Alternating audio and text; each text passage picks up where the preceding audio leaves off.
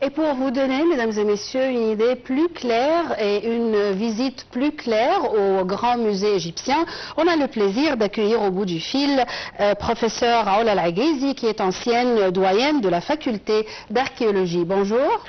Bonjour. Et bonne année. Merci à vous.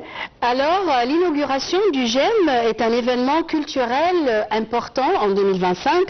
En tant qu'archéologue, comment définissez-vous ce moment historique pour l'égyptologie? Je peux dire que c'est une merveille. L'inauguration a été vraiment magnifique.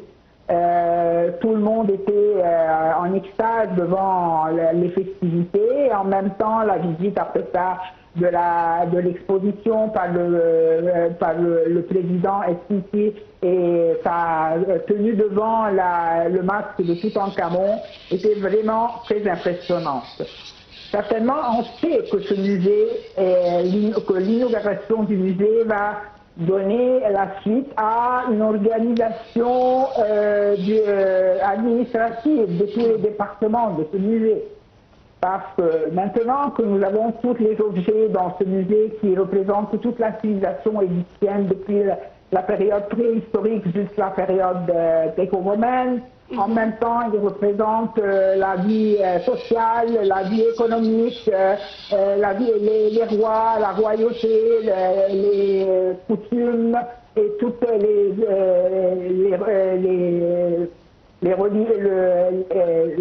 ce qui vient après la mort, tout ceci. Nous avons aussi quelque chose de nouveau qui a été qui a commencé à être exposé maintenant, c'est la seconde barque de Khéops. Ce qui est très intéressant dans cette seconde barque, non seulement qu'elle va être exposée, mais aussi elle est encore en train d'être rebâtie et restaurée devant le public. Ça aussi, c'est une attraction très importante pour le monde entier. Nous avons vu combien le musée a reçu des visiteurs du monde entier. Tout le monde, c'est vraiment impressionnant de voir le nombre de visiteurs, qu'ils soient égyptiens ou bien étrangers. Et je sais que tous les égyptologues du monde tour à tour viennent visiter. Certainement, tout ça a besoin d'une réorganisation des différents départements du musée. Parce que le musée n'est pas seulement une salle d'exposition, mais aussi c'est un centre de recherche, c'est un centre de restauration, des conférences. Toutes ces activités ont besoin d'une organisation très stricte. Le musée se dresse aussi en dialogue visuel direct avec les pyramides de Gizeh. Comment cette proximité influence-t-elle la narration historique proposée aux visiteurs? Oui, le musée a été vraiment... C'était important de positionner ce musée dans cette région, devant ou bien à proximité des pyramides. Et certainement, tous les visiteurs ont vu la grande galerie qui mène vers la grande fenêtre qui montre les trois pyramides devant. Le plan du musée même a été mis de sorte qu'il représente, qui commence étroitement, puis qui commence à s'élargir pour recevoir les trois pyramides en face. Ça, c'est vraiment intéressant et impressionnant. Pour la première fois, l'intégralité du trésor de Toutankhamon, plus de 5000 pièces, sont réunies en un seul lieu. Qu'est-ce que cette réunion nous apprend de nouveau sur le roi Toutankhamon?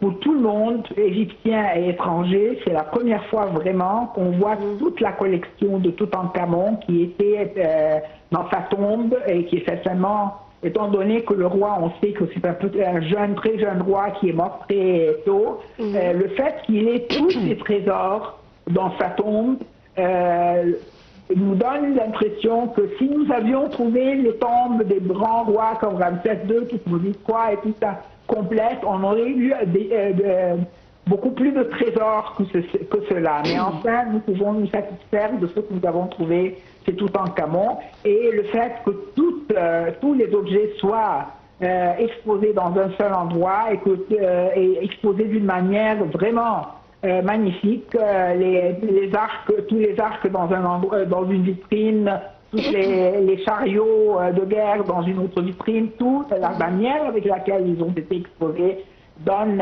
une impression très superbe pour la collection de Toutankhamon. C'est la première fois qu'on les voit tous en même temps. Et au-delà des pièces célèbres, quel est selon vous le joyau caché ou bien l'objet méconnu de ce musée que chaque visiteur doit aller voir? Ah, vous me demandez une question un peu difficile. Je trouve que tout ce qui est exposé est un joyau.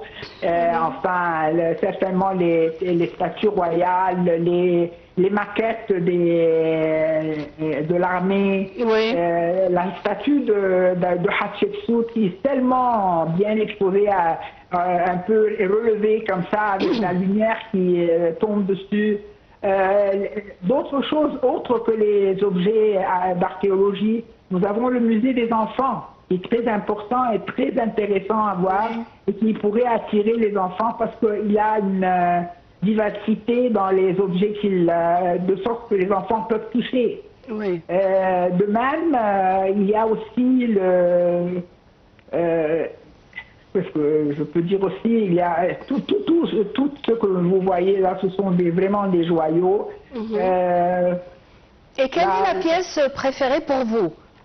Votre pièce préférée? La pièce préférée, certainement, c'est la collection de Toutankhamon avec les trois chapelles, l'une à l'intérieur, qui devaient être l'une à l'intérieur de l'autre et qui sont vraiment bien exposées en une seule ligne. Le masque de Toutankhamon qui éclaire la visite, et je le compare un peu à la tête de Néfertiti à Berlin et à la Joconde au Louvre, parce que les visiteurs qui se mettent devant et qui ne voient que ça, c'est vraiment un vrai joyau. Est-ce que vous pouvez nous donner un exemple d'un objet restauré ou sauvé grâce aux technologies utilisées dans le GEM? Toutes les sarcophages de Toutankhamon. Moi, j'ai visité le centre de restauration durant le travail sur ces sarcophages, avec la feuille d'or au-dessus de tous les sarcophages. Voyant les jeunes travailler sur ces restaurations, c'était vraiment un travail très précis et très, très méticuleux. Et je trouve que le résultat se voit très bien sur ces sarcophages-là quand ils ont été exposés. Quel est le rôle qui pourrait être joué par le GEM dans la formation de la nouvelle génération d'archéologues et de conservateurs égyptiens? Oui, et le musée, comme j'ai dit, ce n'est pas seulement une salle d'exposition, mais c'est un centre de recherche.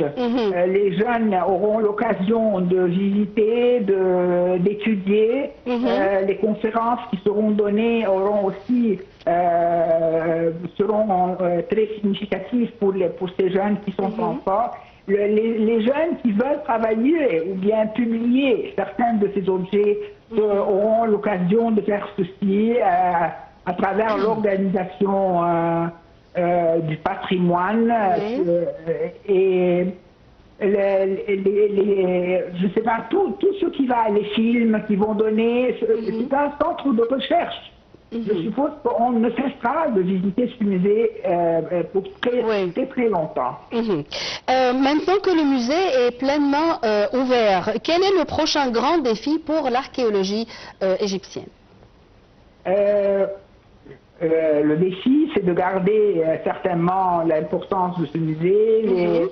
Les services touristiques devraient être beaucoup plus avancé maintenant avec la visite de ce musée. Les guides touristiques devraient donner plus d'importance aux objets devant lesquels ils s'arrêtent.